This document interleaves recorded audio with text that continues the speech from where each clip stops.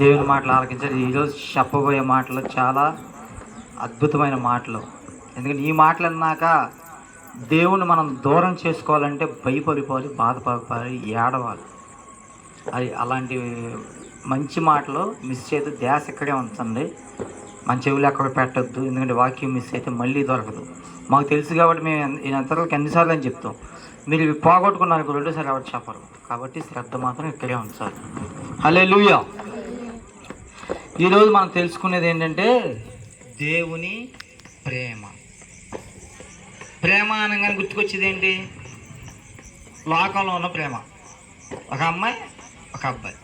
ప్రేమ అంటే ఇంక వేరే ఏది గుర్తుకురాదు మనకి, ఒక అమ్మాయి అబ్బాయి అనే తప్ప. కానీ వాక్యంలో ఉన్న మనకు గుర్తుకొచ్చేది ఏంటంటే దేవుని ప్రేమ. ప్రేమ అనగానే నన్ను యేసయ్య లవ్ చేస్తున్నాడు, నా యేసయ్య నన్ను లవ్ చేస్తున్నాడు. ఈ ప్రేమే మనకు గుర్తుకోదు. కాబట్టి మన దగ్గర లోకంలో ఉన్న ప్రేమ కాదు కనుక మనకు ఆ ప్రేమ గుర్తుకొచ్చింది. హల్లెలూయా.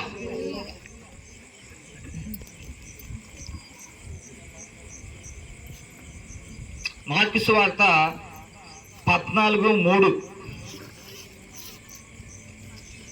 14:43, 44 ఒకసారి చదవండి.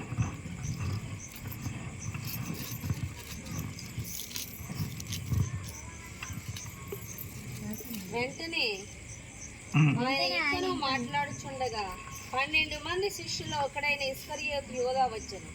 వానితో కూడా బహుజనులు కత్తులు గుదియలు పట్టుకొని ప్రధాన యాజకుని యొద్ద నుండి, శాస్త్రుల యొద్ద నుండి, పెద్దల యొద్ద నుండి వచ్చిరి.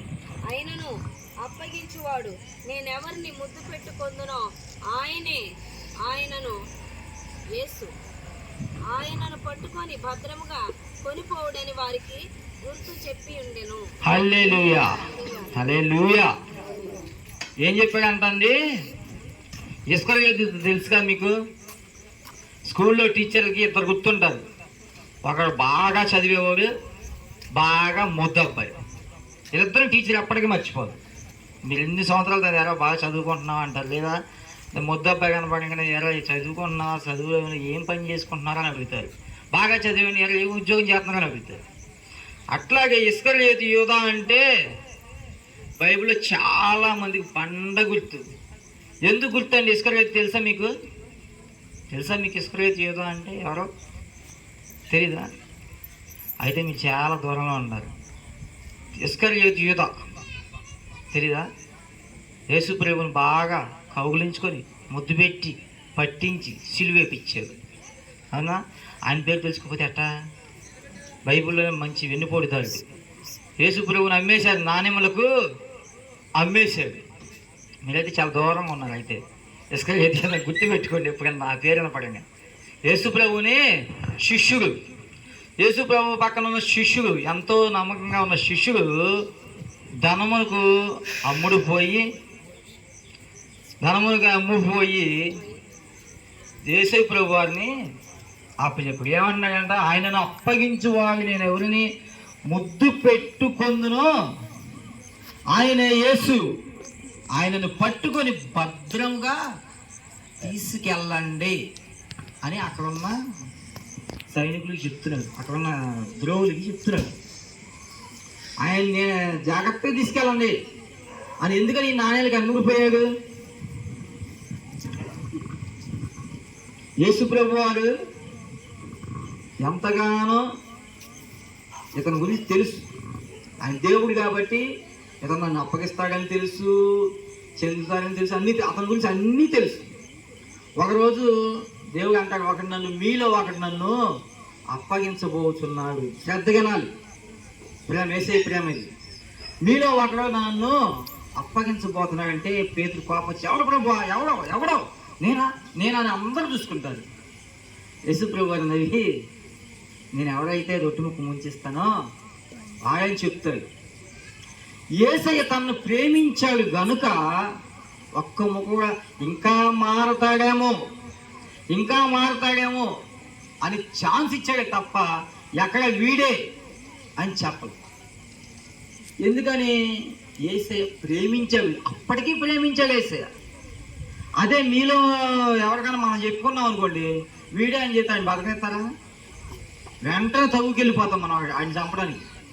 కానీ ఏసే తెలిసినా కూడా తన గుండెల్లో పెట్టుకున్నాడు, వీడు నన్ను అప్పగించబోతున్నాడు, నన్ను పట్టించబోతున్నాడు అని గుండెల్లో పెట్టుకున్నాడు తప్ప, మనం ఏమాత్రం చిన్న లీక్ చేసిన వీడే అసలు ఇళ్లలో గొడవలు తెలుసుకుని మీకు వీడే నన్ను కొట్టింది అని తవ్వుకి ఇతను తీసుకొచ్చామంటే ఆడ ఇంటికి వెళ్ళి కొట్టేస్తాం. కానీ ఏసే అంత తెలిసినా వాడు చివరి వాడికి మారతాడేమో అని ఛాన్స్ ఇచ్చారు. యేసుప్రభు వారు ఇస్కరియోతు యోధాకి ఏమని పదవి ఇచ్చాడంటే, ఇది ఎందుకు పక్కన పెట్టుకున్నాడంటే, తన మైండ్ సెట్ తెలుసు, తను ఇలా డబ్బులకి బాగా కొంచెం ఆశ ఎక్కువ ఉంటుందని తెలిసి క్యాషియర్గా పెట్టుకున్నాడు. ఇప్పుడు మీరు చందాలు ఇచ్చారనుకోండి అమ్మగారికి, పక్కన ఒక అసిస్టెంట్ తీసుకొని అట్లా ఉంటారు కదా ఈ పెద్దలు, సంఘగారు ఈ డబ్బులు మీ దగ్గర ఉంచండి, మీరు పెత్తనం చేయండి, ఈ డబ్బులు మీ దగ్గర దాయండి అని చెప్తారు కదా. అట్లాగే దేవుడికి వచ్చిన ప్రతి కానుకని ఇస్కరియోతు యోధాకి ఇస్తాడు. ఎందుకంటే తనకు ఆ పిచ్చి ఉంది, డబ్బు పిచ్చి. ఆ డబ్బు పిచ్చి పోవాలని ఇస్కరియోతుకి అప్పు చెప్తాడు, నీ దగ్గరే ఉంచు. ఆయనకు వచ్చిన కానుకలన్నీ యేసుప్రభు వారు నీ దగ్గరే ఉంచు, నువ్వే మెయింటైన్ చేయి, నువ్వే వాడు, ఓకేనా? నా దగ్గరికి వచ్చి ప్రతి రూపాయి నీ దగ్గరే ఉంచు, ఏం ఖర్చులు అవుతుంది, ఏంటి, ఏం వాడతాం అన్నీ నువ్వే మెయింటైన్ చేసుకో అని దేవుడు అతనికి ఆ డబ్బు పదవిని ఇచ్చాడు, చూసుకోవటానికి అధికారాన్ని ఇచ్చాడు. ఈ డబ్బు అంతా చూస్తూనే ఉన్నాడుగా, చేతుల్లో రోజు నీ చేతుల్లో పెళ్ళబెళ్ళాడుతూనే ఉన్నాయి కదా, చేతులకైనా కొదువుగా ఉందా? లేదు. అయినా తనకి ఇంకా ఆశ పెరిగింది, యేసుప్రభు వారిని పట్టిస్తే ఇంకా డబ్బు వచ్చిద్దేమని. అయినా యేసుప్రభు అని ఈయన పక్కన ఎందుకు పెట్టుకున్నారు? మారతాడు, మారు మనసు కలుగు చేసుకుంటాడు అని పెట్టాడు. ఈ దిన మన సేవకులు కూడా అంతే, ఇక్కడ మన పక్కన కూర్చున్న సేవకులు, అనేక మన దైవ సేవకులు కూడా మనల్ని ఎందుకు పక్కన పెట్టుకుంటారంటే, మన పాత జీవితం మార్చుకుంటామని, మన రాత జీవితం మార్చుకుంటామని, మనం మారు మనసు పొందుకుంటామని మన పక్కన అంటి పెట్టుకుంటారు. ఎవరైతే చెత్తో, ఎవరైతే మరీ బ్యాడ్గా వ్యవహరించే పద్ధతులు కలిగి ఉంటారో సేవకుల పక్కన వాళ్ళే ఉంటారు. దేవుడు పెడతాడు. అప్పుడు ఆ సేవకులను చూసి, అమ్మో నేను అప్పుడు అలా చండాలంగా బతికాను, ఈ యొక్క దైవజనురాలు, ఈ యొక్క దైవజనుడిని చూసి నేను మారిపోవాలి, మారి మనసు పొందుకోవాలి, నా హృదయంలో ఉన్న తలంపులు తీసేయాలి, బ్యాడ్గా ఆలోచించే ఆ ప్రతి ఆలోచన తీసేయాలి, తలంపు తీసి పక్కన పడేయాలని ఆ దైవజనులను చూసి మనకు కలగాలి. అందుకనే సేవకులను పక్కనే కూడా మనం నిలబెడతాడు, ప్రతి ఒక్కరిని నిలబెడతాడు. ఎందుకంటే ఆ సేవకుని చూసి మనం మారాలి.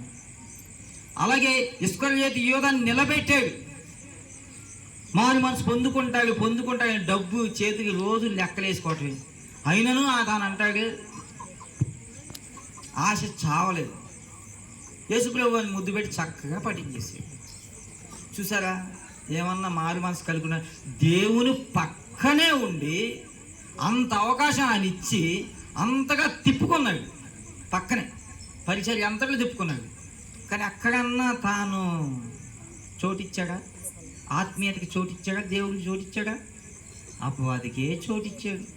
పోనీ యేసుప్రభువుని అమ్మేశావు, తిన్నావా రూపాయి? పోనీ అమ్మేసిన తర్వాత ఆ ధనంతో ఎంజాయ్ చేయాలి కదా, వచ్చిన కాసులను బట్టి సంతోషించాలి కదా, సంతోషించాలి. అపవాదిగా ఏం చేశాడు? నువ్వు యేసుని పట్టించయ్యా, పట్టించిన ఇస్కరియోతు పట్టించు అన్నాడు. పట్టిస్తే నీకు బోర్డు డబ్బిస్తా అన్నాడు. పట్టించాడు. వాడిని వాడుకున్నాడు, ఇస్కరియోతు అని అపవాదిగా వాడుకున్నాడు, పట్టించే వరకు వాడుకున్నాడు. పట్టించిన తర్వాత జనాల చేత ఏమనిపించాడు? అరే ఎందుకురా బంగారు లాంటి మనిషిని పట్టించావు, ఆయన ఏం పాపం చేశాడు రా, ఆయన్ని పట్టించావు, ఆయన చంపించావు కదరా, ఆయన సినివేపించావు కదరా అని అందరూ అంటుంటే తట్టుకోలేక ఇక ఫ్రస్ట్రేషన్ వచ్చి ఊరేసేసుకున్నాడు. పట్టించిన ధనం నీ ఇంట్లో ఏమైనా ఉందా? వాడుకున్నావా? ఎంజాయ్ చేసావా? ఏమీ చేయి, చివరికి నువ్వే ఊరేసుకొని తెచ్చుకో. అపవాది గారు చూసారు ఎంత తెలివిగా ట్యాగిల్ చేసే అపవాది గారు, దేవుని మీదకే పంపేటి. యేసుప్రభు వారు 40 రోజుల శ్రమ కాలంలో ఆయన ఉపవాసాలు ఉన్న దినముల్లో ఆయన్నే శోధించేశాడు. ఈ రాయని రొట్టిగా మార్చి తినగలదు, సత్తా ఉందా నీకు? అయితే మార్చుకొని తిను అన్నాడు, సవాలు ఇచ్చాడు. ఈ కిందకు దుముకు, నీకేం అవదు, దేవతలు పట్టుకుంటారంట, నీ కాళ్ళు చేతులు ఏమి విరగవు. ఇంకో మాట ఏమన్నాడు, నా కాళ్ళు ఒకే, ఈ భవనాలన్నీ నీకు ఇచ్చేస్తాను. ఈ మూడులకి కూడా దేవుడు అక్కడ ఆన్సర్ ఏమిచ్చాడంటే తండ్రినే కనపరిచాడు. ఎన్ని పరిస్థితులు వచ్చినాయి, నా తండ్రిని పరీక్షించను, నాకు అవసరం లేదు అనగానే అపవాది గారు నేను మార్చలేను బాబు అని యేసుప్రభు వారిని వదిలేసి వెళ్ళిపోయాడు. దేవుణ్ణే శోధిస్తే మనం ఎంత అండి మనుషులు. కాబట్టి ఎలా వాడుకోవాలో అలాగే వాడుకున్నాడు. అపవాది గారు ఇస్కరియోతును వలగా వేసుకున్నాడు, యేసుప్రభుని పట్టించాడు. వాడు కూడా చచ్చిపోయేలాగా ఊరంతా నిందలేసి చంపేశారు. వాడు ఊరేసుకుని చచ్చిపోయేలాగా ఊళ్ళో అందరూ మాటలంటే భరించలేక చచ్చిపోయాడు. అలాంటి పరిస్థితుల్లో అపవాది గారు మనం తీసుకెళ్తాడు. ఈ దినమున సేవకుల దగ్గర మమ్మల్ని నిలిపాడంటే నిజంగా చెప్పలేము, అంత ఆనందం. మమ్మల్ని సేవకులు పక్కనే, మేము ఎంత ఎదురు నుంచి వచ్చాము. ఈరోజు అమ్మ పక్కనే ఉంటున్నాం, అమ్మ పక్కనే తిరుగుతున్నాం, అమ్మ పక్కనే పరిచయం చేస్తున్నాం. మాకైతే ఎందుకు ప్రభు ఈ ధన్యత మాకు ఇచ్చావు, ఎందుకు ఇచ్చావయ్యా మాకు ఈ ధన్యత?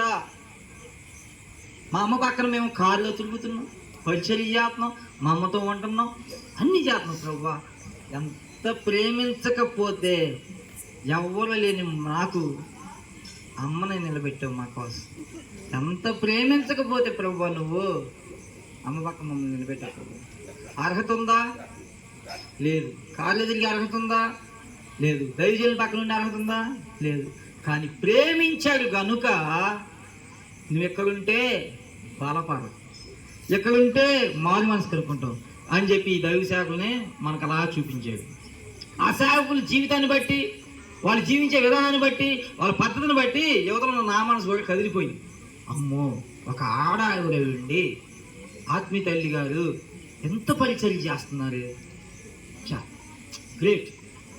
కాబట్టి మనం కూడా సిగ్గు తెచ్చుకొని పరిచర్య చేయాలి. అమ్మే ఎంతగా నిలబడిందంటే ఇంక మనం ఎంత నిలబడాలి అనుకున్నా, అంతే ఫుల్గా మారి మనసు వచ్చేసి. అందుకని యేసుప్రభు వారు ఎందుకు పెట్టాడంటే వీడు మారుతాడని, డబ్బాష ఉన్నవాడిని కూడా మారమని పక్కన పెట్టాడు. ఈరోజు అమ్మ పక్కన కొంతమంది ఉన్నారు, మారి మనసు లేదు, రోజు తిరుగుతారు, మారి మనసు లేదు, పావిళ్ళు. కానీ దేవుడు అట్లా చెప్పేశాడు, ఎట్లా చెప్పేశాడు, నాతో ఇప్పుడే జస్ట్ దేవుడు మాట్లాడి వెళ్ళాడు అని చెప్తారు. ఎందుకంటే మీరు ఊహించుకున్న మాటలు కూడా దేవుడు మాట్లాడేది చెప్పలేదు. ఎందుకండి అది ప్రేమ, దొంగతనమా, ఇస్కరియోతు 2నా? అమ్మ దగ్గర ఉన్నవారు ఆ రీతిగా ఉన్నారు, ఆ రీతిగా ప్రవర్తించారు. మిమ్మల్ని ఇస్కరియోతు యూదాలాగా మారతారని యేసుప్రభు వారు అంత అవకాశం ఇచ్చినా వాడు మారలేదు. ఈరోజు దైవ సేవకుల పక్కన కూడా కొంతమంది ఉన్నారు, మారతారేమోనని అమ్మ పక్కన పెట్టారు, మారల. రోత జీవితం, పాత జీవితం, చండాలం. గొంగళ పురుగు ఎంత అందంగా ఉంటుందండి, అందంగా ఉంటుంది గొంగళ పురుగు. దాన్ని అమ్మ మీద బాగుతాం చూస్తే రోత పుట్టింది మనకి, అమ్మో గొంగళ పురుగు.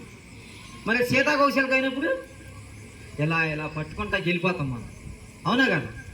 తెలుసుగా మీకు, ఎక్కువ ఇటుంటే పల్లెటూరు ఎక్కువ అమ్మ. అట్లాగే రోతగా ఉన్న నీ జీవితం దగ్గర అవ్వకొత్త రాడు, నీ నోటో నోరేడు, నీతో మాట్లాడు, నేను పలకరించడు, నీ చందడు, నీ చేయడు. ఎప్పుడైతే సీతాకోశిలికి అయిపోతావు అప్పుడు అరే వాళ్ళు మారు మనసు పొందుకున్నారే, భలే ఉన్నారే, దేవుని తెలుసుకున్నారా, మారు మనసు పొందుకున్నారా, భలే తెలుసుకున్నారు వాళ్ళు దేవుణ్ణి అంటారు. కానీ మనకు వ్యతిరేకులు అవుతారు, కానీ మన దైవికమైన భక్తిని గుర్తుపెట్టుకుంటారు. ఆ సీతాకోక చిలికి అందంగా తయారైనట్టుగా మన జీవితం దేవుడు అలా చేయాలనుకుంటున్నాడు. వంగల పురిలాగా అందరూ అసహించుకునేలా బ్రతకాలని నీకు బ్రతుకు అలాగ అనిపిస్తే ఏం చేస్తామండి? ఈరోజు సేవకులు మన కోసం, మన కట్టడం కోసం ఎంతో శ్రమిస్తున్నారు. అయినా మన జీవితం మార్చుకోవాలని మనం ఆలోచించాలి.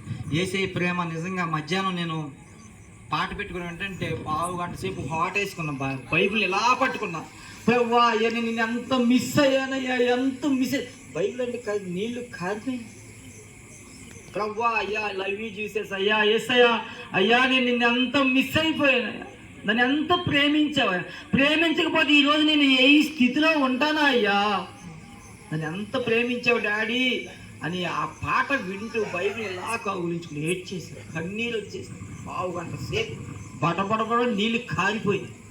ఆయన ప్రేమ గురించి ఆలోచించా, ఒక్కసారి ఆలోచించా. ఆయన ప్రేమ ఏంటి ప్రభు, ఎంత ప్రేమ, మరి ఎంత ప్రేమ నా మీద నీకనంటే మధ్యాహ్నం నీళ్లు కారిపోయింది, నీళ్ళు విపరీతంగా కారిపోయింది. అంతగా ప్రేమించే గొప్ప దేవుడు.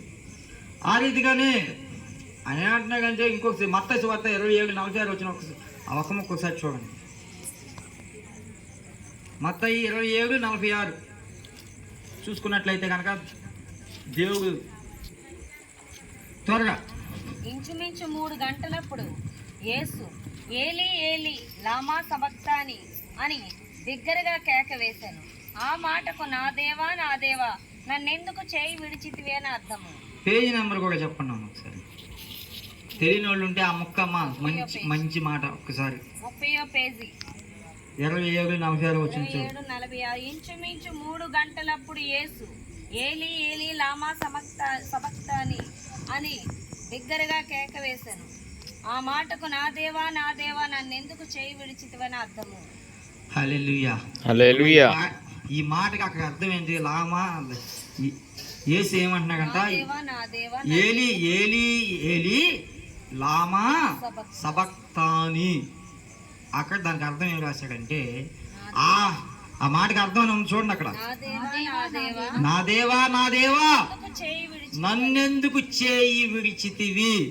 ఈ మాట స్పష్టంగా మీరు వినాలి, క్లియర్గా వినాలి. ఈ మాటలు చాలా స్పష్టంగా వినాలి. ఈ మాటలు వింటే యేసు ప్రభు భక్తి ఎలాంటిదో మన భక్తి ఎలాంటిదో మీకు అర్థమైంది ఈ మాటల ద్వారా. ఏమంటున్నాడంటే యేసు ప్రభు వారు, నా దేవా నా దేవా నన్నెందుకు నా చేయి విడిచితి ప్రభు అన్నాడు. యేసు ప్రభు వారు ఏం పాపం చేశాడండి? పాపం చేశాడన్నా? చేయలేదు కదా. ఆయనకి సిలువ వేసే దినములు దగ్గర పడుతున్నాయి. ఇక నన్ను అప్పగించేస్తారు, ఇక నేను సిలువకి అప్పగించుకోబడతాను, చనిపోతాను. సిలువ ఎందుకు వేయబడ్డాడు యేసు ప్రభు వారు? సిలువ ఎందుకు ఎక్కాల్సి వచ్చింది? ఎందుకు ఆ రక్తం చిందించుకోవాల్సి వచ్చింది? ఎందుకు ఆ మేకులు కొట్టించుకోవాల్సిన పరిస్థితి దేవునికి వచ్చింది? చెప్పండి, ఎవరైనా చెప్పండి. మన పాపం నిమిత్తం ఆయన ఎందుకు చచ్చిపోవాలి? మనం ప్రేమిస్తున్నాడు గనుక. మిమ్మల్ని కొరడా ఒక దెబ్బ అయితేనే అమ్మో అంట స్కూల్లో టీచర్ కొట్టిన, మరి ఆయన ఇలా పెట్టి ఇలా వేసి లాగితే ఆ ముళ్ళుకి శరీరం వచ్చేదంట. ఇట్లా లాగితే వెనక్కి ఇలా గుచ్చుకునేది, మళ్ళీ ఇలా వెనక్కంటే ఆ శరీరం ఊగొచ్చేదంట. ఆ మేకులు ఆ కొరడాల టైప్. మన సినిమాలో, తెలుగు సినిమాలో అయితే మీకు తక్కువే చూపుతారు, చిన్న ఇల్లు వస్తారు గంగిరెద్దు టుప్పు కొట్టుకుంటారు, అలాంటి తాళ్ళు చూపిస్తారు. ఆ నిజంగా ఆయన కొట్టిన ఆ తాళ్ళు కాదు, వేరే తీగల్లాంటి. ఇలా కొడితే ఇలా మళ్ళీ రివర్స్ లాగితే శరీరం దానికి అతుక్కొని వచ్చేది. దాంతో కొట్టారు. నీ కోసం నేను భరించాలా బాధ? నాకేం పని? మీకు పోతే పోమంటమ్మా, నాకెందుకు?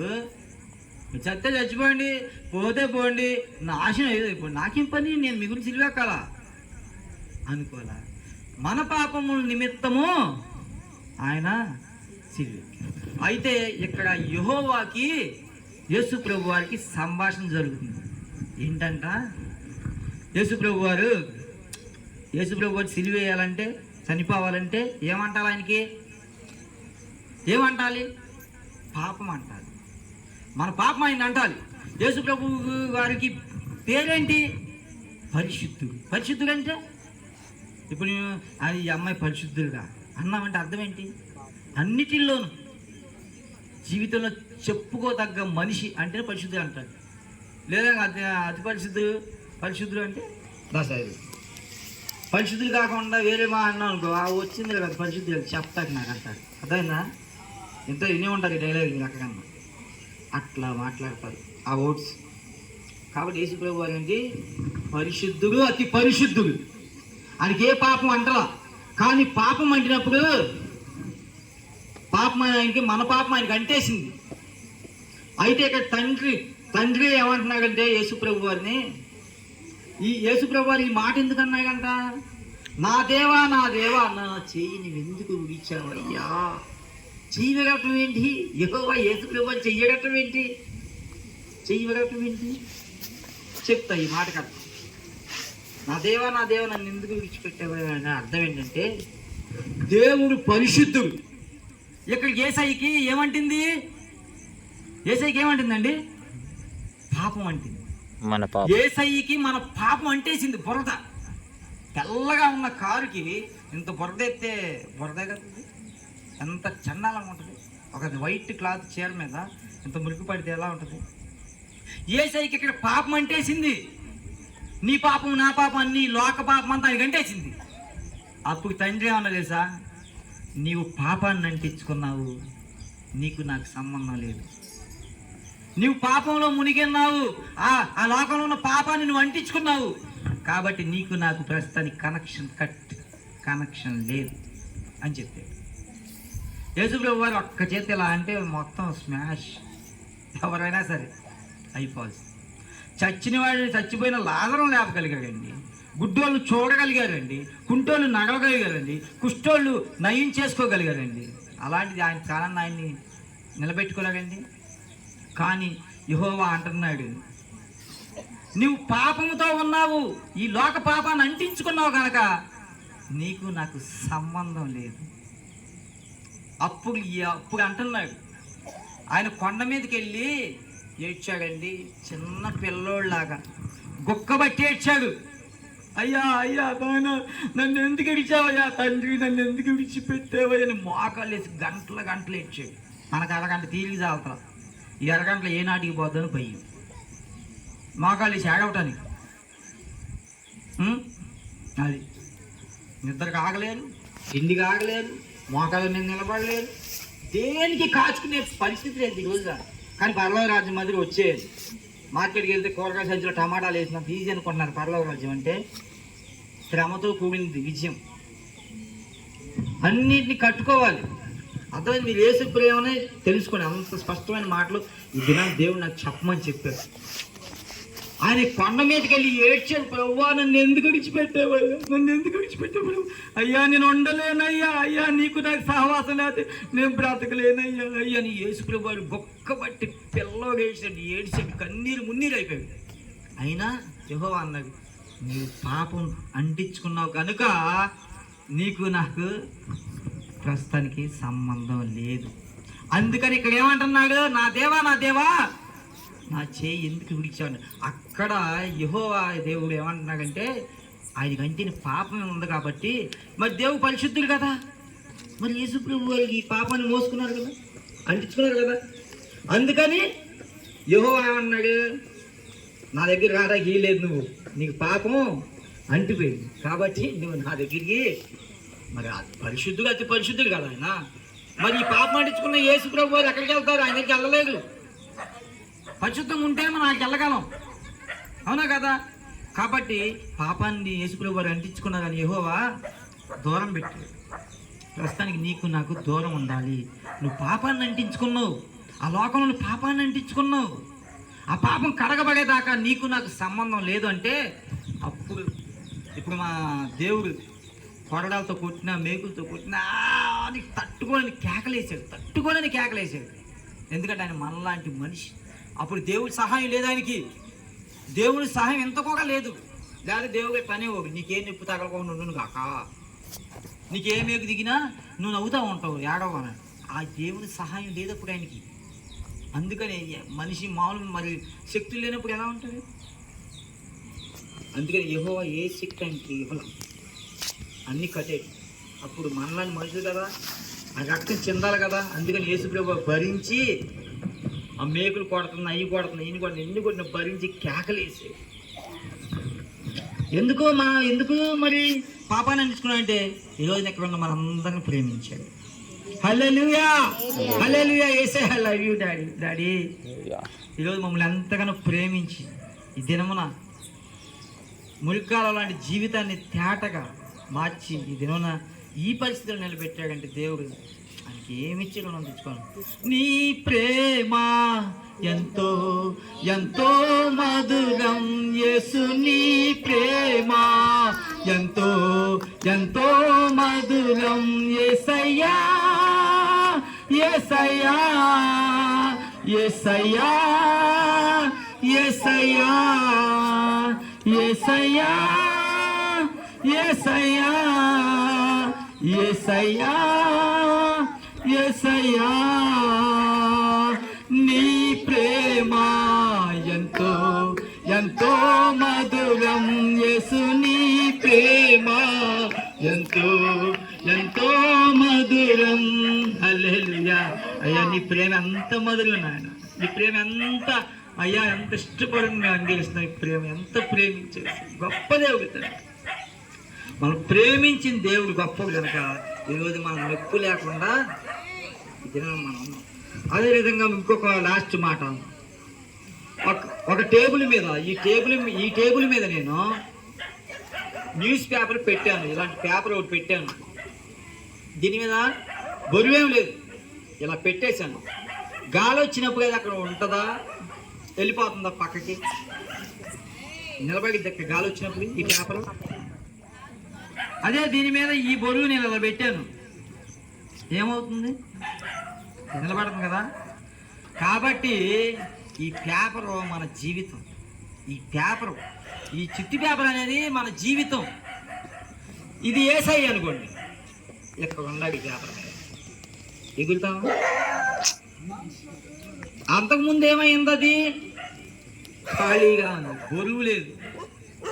అంటే ఖాళీ దేవుడు లేడు నీ జీవితాల్లో, దేవుడు లేడు నీ జీవితానికి, దేవుడు లేడు కనుక ఇలా ఖాళీగా ఉఫ్ అంటే ఏ సైడ్ గాల్లో పడుతున్నావు, వెళ్ళి గాలి తుమ్మో ఎవరింట్లో పడతావు ఈ పేపర్, వెళ్ళి ఏ సైడ్ గాల్లో పడతావు, ఏ సెప్టిక్ ట్యాంక్లో పడుతావు, ఈ గాలికి ఎగిరిపోయి. అర్థమైందా? అదే యేసు అనేది ఒక ధైర్యం.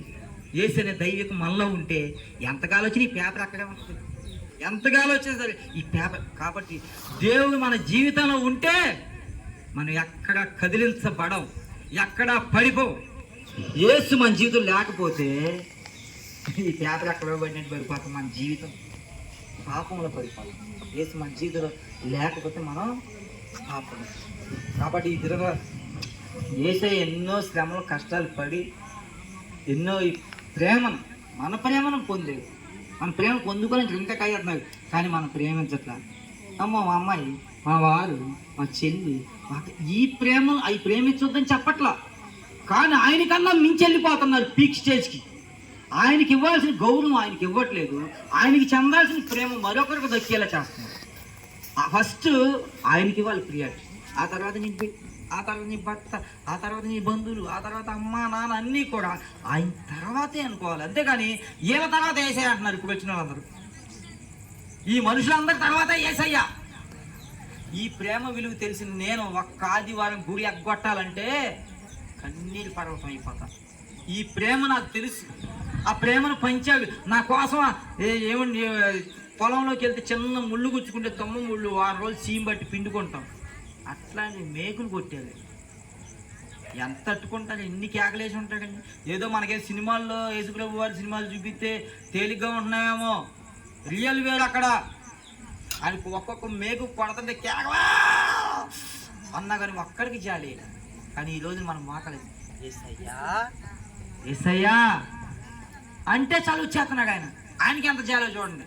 అక్కడ యేసుప్రభుని కొట్టిన వారు ఒక్కడికి జాలేలా, కానీ మనల్ని చూసి ఆయన యేసయ్యా నువ్వు నన్ను ప్రేమిస్తున్నావు కదా అనగానే వచ్చేస్తున్నాడు. నేను నిన్ను ప్రేమిస్తున్నాను, వచ్చేసేస్తున్నాను దగ్గరికి, ఆ కృపను దింపేస్తున్నాడు. ఇది యేసయ్య ప్రేమ. కాబట్టి నేను ఎందుకు యేసయ్య ప్రేమ గురించి ఈరోజు తెలియపరుస్తున్నానంటే, మందిరాన్ని నెగ్లెక్ట్ చేసేస్తున్నారు, ప్రతి ఒక్కరు రావట్లేదు. నాకు ఆ ఫంక్షన్ ఉందో, ఈ ఫంక్షన్ ఉందో, నా ఇంట్లో మనిషి చనిపోతే వెళ్ళలేదండి నేను. నా యేసయ్య కంటే ఎక్కువేంటి ఆ సేవ. మృతులు పాతి పెట్టుకుంటారు, మృతు పాతి పెట్టుకుంటారు. నువ్వు చస్తే ఆడు చస్తాడు, ఇద్దరికిద్దరు సచ్చాడు కాబట్టి ఇద్దరికిద్దరు పాతి పెట్టుకోవట్లేదు. అంతే మీకు దేవుడు ఏమన్నా మృతులు పాతి పెట్టుకుంటారు. కాబట్టి ఏంటంటే అన్నిటికి ప్రియారిటీ ఇచ్చేద్దాం, ఆయన తర్వాతే ఏదైనా. నా ఇంట్లో మనిషి చనిపోయాడు, మా తమ్ముడు పోయిన వారం చనిపోతే నేను అన్నా, అరే రారో ఒకసారి నాకు రాకపోతే అనుకుంటారు, మరి బాగోదు ఒకసారి వచ్చి కనపడేది అన్నాడు. ఆదివారం నాకు కుదరదు, ప్రార్థన వదులుకొని నేను రావాలని రాలేదు. మరి ఆదివారం చనిపోయాడు, ఏం చేయను, నాకు ప్రార్థన ఉంది, నేను వదిలిపెట్టాను. నాకు పరిచర్య ముఖ్యం. దేవుని పని ముఖ్యం. నేను వెళ్ళి 2 కన్నీళ్ళు బొడ్లు కాలితే లేచిపోతాడా? ఇలా పోయినట్టే పోయాడు, ఆత్మలోనూ పోయాడు, శరీరంలోనూ పోయాడు. వాడికి తప్పదు కదా. కాబట్టి ఇదేమన్నా భూమి మీద మనం బతికున్నప్పుడే కలుపుకోగలం, చనిపోయిన కడుక్కోగలమా? అంతే కదా. చేతులు ఉండగా ఇలా ఇలా మొహం కడుక్కుంటాం, అవుటి వాళ్ళం అయితే ఇంకొక వచ్చి కడగాలి మనకి, అవునా కదా. కాబట్టి దేవుడు మన జీవితంలో ఉండగానే మనం సరి చేసుకోవాలి. ఒక్కసారి వీళ్ళు మారరా, ఎంత చెప్పినా వేస్ట్రా అనుకుంటే ఆయన పక్కకి వెళ్ళిపోయాగనుకోండి, తెలిసినారా అంత కఠినం అయిపోతాడు ఆయన. కాబట్టి ఇద్దరు యేసుప్రభు వారి పక్కన సిలువేసిన ఇద్దరు దొంగల్లో ఒక అతను ఏమంటాడు, ఒక అతను ఏమన్నాడు, ఒక అతను అంటాడు, నువ్వు నిజమైన దేవుడు అయితే నీవు రక్షించుకొని మమ్మల్ని రక్షించయ్యా అన్నాడు. ఇంకో దొంగ ఏమన్నాడు, అరే నువ్వు నేను పాపం చేశాను, మనకిద్దరికి సిలువేయటం అది న్యాయబద్ధమైన తీర్పు. కానీ ఆయన ఏ పాపం చేయలేదురా, ఆయన ఏ పాపం చేయలేదురా, ఆయన పట్టుకుని నువ్వు ఆ మాటలు అంటున్నావు అని అన్నాడు. అయ్యా నువ్వు దేవుడివి, నేను నమ్ముతున్నా, నీ రాజ్యాన్ని జ్ఞాపకం చేసుకోవాలి. చూసా, పశ్చాత్తాపడ్డాడు, సిలువలో పశ్చాత్తాపడ్డాడు. ప్రభువా నువ్వు దేవుడివి, నేను తప్పు చేశాను, కానీ అక్కడ మాత్రం జ్ఞాపకం చేసుకోవాలన్నా. ఇక్కడ ఎలాగో చనిపోతావు గంటలో, కానీ అక్కడ మాత్రం జ్ఞాపకం చేసుకోవాలి ప్లీజ్ అని దొంగ అడిగేది. ఈరోజు అందరూ నాటకం పూటకమైన భక్తులతో బతుకుతున్నారు ఆ దొంగలాగా. ఆ దొంగ ఏమన్నా పాపం చేసిన వాళ్ళకి పశ్చాత్తాపం లేదు. నువ్వు దేవుడు అయితే పాపాలు చేసి, నువ్వు దేవుడు అయితే నువ్వు కాపాడుకో, నువ్వు కాపాడు అంటే ఏంటి? ఇంకా పాపాలు చేద్దామనా? కాపాడమంటున్నా ఆయన్ని? ఎక్కడైనా పశ్చాత్తాపం ఉందా? ఈరోజు ఆ సేవకుల పక్కన అనేక మంది ఉంటున్నారు, సంఘంలో అనేక మంది ఉన్నారు, అయినా పశ్చాత్తాపం లేదు. తప్పు మీద తప్పులు, ఏదో పనులు అన్నీ చేసుకుంటారు. పశ్చాత్తాపం ఎక్కడ కనిపించట్లా. గుడికి వస్తున్నారు, తెల్లమోహం వేసుకుంటూ చూస్తున్నారు. మేము కనీసం వాక్యం ఏం చెప్పామని క్వశ్చన్ ఎత్తే మళ్ళీ మేమేమి బెత్తాలతో కొట్టలేం, ఎందుకంటే ఇది దయ్యకం. అదే స్కూల్ వచ్చేసాకో ఇట్లా ఏళ్ళు చాపు, ఏళ్ళు తిప్పు అని కొడతారు. మేమంటే దైవికం కాబట్టి దేవుడే మిమ్మల్ని లీడ్ చేయాలని మేము మీకు వదిలిపెడతాం. స్కూల్లో టీచర్ చూడుకుంటారా? పాఠం చదివితే ఏ నీ బుక్ది ఏం రాసావు చెప్పు, ఏం చదివా చెప్పు అంటారు. నేను చదవలేదు మేడం అన్నాం, కానీ తిప్పు, ఎడు తిప్పు అంటారు. ఇంకా బాగా చదవలేదు మేడం, నేను ముద్ర అన్నాం, విడిదిప్పు అంటారు, విడిదిప్పు అంటారు. అవునా? కాబట్టి దైవికం ఈ దినమున మీ దగ్గరికి, మీ గ్రామంలోకి ఎంతగా వచ్చి పనిచేస్తుంది. కాబట్టి యేసయ్య ప్రేమకే మొదటగా ప్రాధాన్యత ఇవ్వాలి. పని వాళ్ళు కాదు రేపు చేస్తాం. ఇది ఇప్పుడు ఇంటి దగ్గర పనికని బయలుదేరు, దారిలో పోతే ఏదో గుద్ది పోతావు. పని ముఖ్యం, దేవుడు ముఖ్యం. అదే నువ్వు నా కోసం వచ్చింటే నీకు కాపుదల వేస్తా. నువ్వు నా కోసం మందిరానికి బయలుదేరి వచ్చావనుకో, నీకు కాపుదల ఉంచుతా. లేదు నీ పని నీవే చేసుకుని, నేను పని చేసుకొని రేపు వెళ్ళండి వస్తలే, కొద్దిగా అర్జెంట్ పనులు ఉండేది అనుకో, ఈలోపు ఏ లారీయో ఏ కారు ఏదో ఏది చేస్తే ఏం చేస్తాం? రేపు వస్తాయి, నీకు టైం ఉందాడా? లేదు. కాబట్టి ఈ దినమున యేసుప్రభు మనల్ని అంత ప్రేమిస్తున్నారు, అర్థం చేసుకోండి. చాలా చోట్ల నా ఆవేదన, నా బాధ ఏంటంటే భక్తిని నెగ్లెక్ట్ చేస్తున్నారు. ఇక్కడ ఉన్నంతసేపు వింటున్నారు, ఇంటికి వెళ్ళాక యథాస్థితి అయిపోతుంది. నెగ్లెక్ట్ చేస్తారు. ఫంక్షన్లు ముఖ్యం, టీవీలు ముఖ్యం, ఇవి ముఖ్యం, ప్రార్థన వేసేకి తర్వాత చేద్దామని అనుకుంటున్నారు. అది ప్రేమ కాదు. మేము తెలియనప్పుడు అదే టీవీ ముందు పెడితే 2-3 గంటలు గదిలే ఉండి, సినిమాకి వెళ్తే తెర మీద పేర్లు పడి అవి సిగరెట్లు తాగుతాయి, ఆ అడ్వర్టైజ్మెంట్లు వేసేదాకా అన్నీ చూసి సినిమా లాస్ట్ పేర్లు వెళ్ళిపోతాయి పైకి తెర మీద, అవి కూడా చూసి అక్కడ తెర కట్టేసిన తర్వాత బయటకు వచ్చేవాడు. అప్పుడు దాకా సినిమా హాల్లో వచ్చేవాడు కదా, అంత పిచ్చి. కానీ ఇప్పుడు ఏంటి, అవన్నీ మనకు శాతకాలు అన్నీ ఇచ్చిపెట్టి మీ దారి అడిగాడు, పట్టుకొని ఆ బైబిల్ పదస్వార్త అన్నాడు. థ్యాంక్ యూ, నువ్వు ప్రేమించావు కదా, అదే అవునా కదా. కాబట్టి యేసయ్య ప్రేమని పక్కన పెట్టు దయచేసి, రిక్వెస్ట్. వాళ్ళ ఫంక్షన్లలో వీళ్ళ ఫంక్షన్లలో ఎవరో ఏదో అంటారని బాధపడదు. నా దేవుడు నేను వెళ్ళకపోతే, నేను ఆయన చూడకపోతే, ఆయనకి నేను కనపడకపోతే బాధపడతాడు అని యెహోవా మీద ప్రేమ భక్తితో అందరం ఉండాలని ఇది మాటలు చెప్పమని దేవుడు చెప్పారు. ఈ చిన్ని మాటలు దేవుడు దీవించును గాక. ఆమేన్. హల్లెలూయా.